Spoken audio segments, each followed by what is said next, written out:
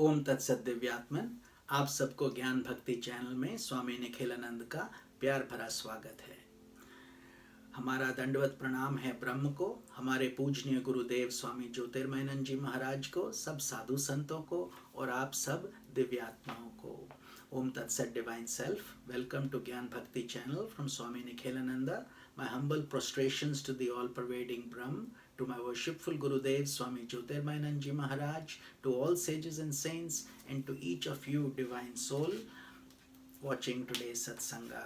So we are currently studying the Hanuman Chalisa, and today we will be discussing चौपाई number 34 and 35. तो हम हनुमान चालीसा का अध्ययन कर रहे हैं। आज चौपाई नंबर 34 और 35 पे हम उसका ध्यान करेंगे। तो चलिए शुरू करते हैं। Let us begin. अंत काल रघुबरपुर जाई, जहाँ जन्म हरि भक्ति कहाई। Meaning, after death, your devotee dwells in the heavenly city of Lord Rama. Being born in that city, he is called the devotee of Rama or Ram Bhakt. He attains eternal proximity with the divine self. So during the time of death, the soul of the devotee is led to the city of Rama, meaning the lofty state of consciousness, where he becomes steeped in Ram Bhakti or Para Bhakti, Moksha, and they are all one and the same thing. So meaning, at the time of our departure of this body, if we think of Lord Rama, we attain him. We are in that elevated state of consciousness, and our bhakti or devotion is supreme, and very fortunate is that soul that passes like this. तो चलिए इसका हिंदी में भी मतलब समझें।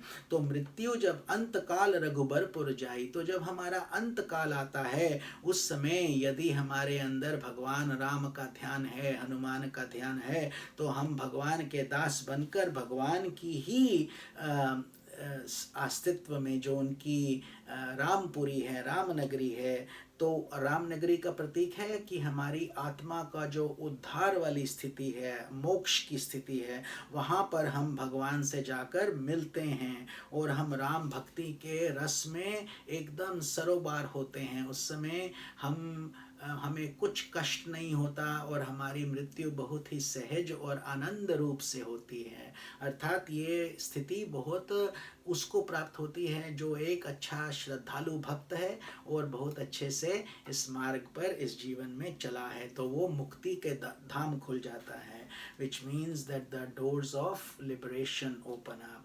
तो ये इस चौपाई का अर्थ है। चौपाई नंबर 35 पे चलते हैं। Let us move on to chaupai number 35। और देवता चित्त न धरई, हनुमत से सर्व सुख करई। Without being distracted by many gods, one who worships Hanuman with a one-pointed mind attains all the happiness of here and hereafter. So an aspirant must worship his Ishta Devata with the help of his Ishta Mantra, with the insight that all gods and goddesses are different aspects of the one God. These gods are not different, as we have discussed in many discourses before also. It's the same one God.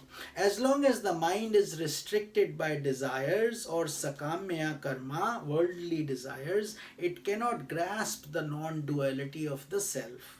An aspirant who lacks purity of heart turns to God for transient attainments. In so doing, he is worshipping other gods. Since Hanuman is the gateway to Rama, a devotee should develop unwavering devotion to him.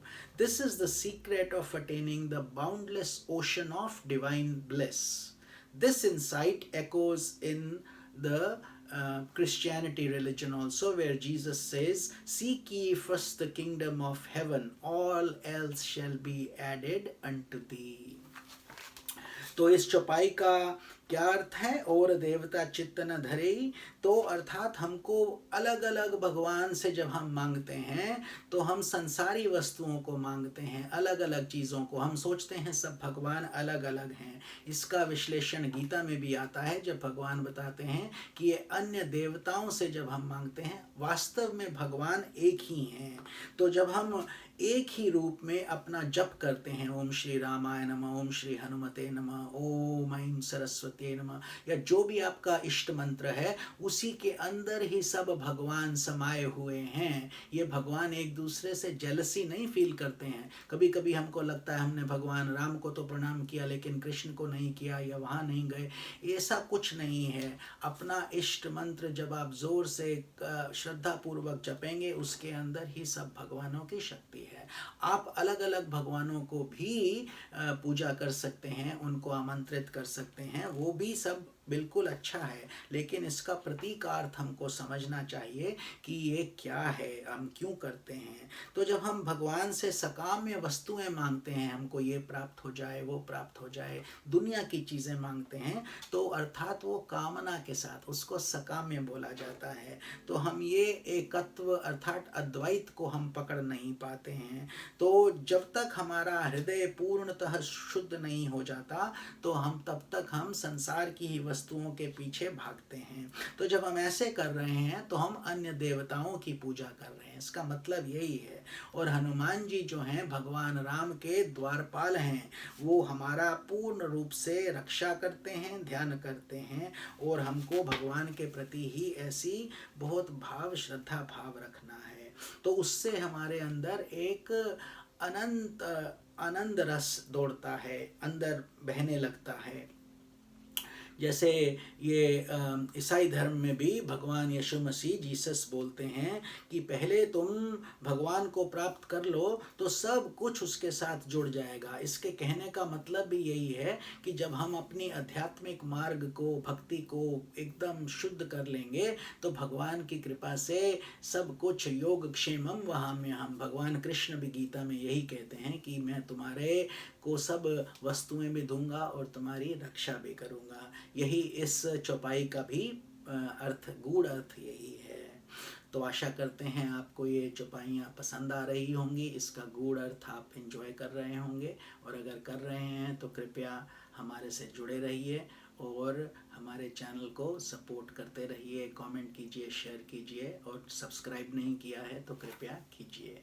This is Swami Nikhilananda. I hope you're enjoying our daily satsangs, these daily videos, and please share this knowledge with others, or if you have not subscribed, please do so and continue to enjoy these daily satsangs. This is Swami Nikhilananda. Om Tat Sat.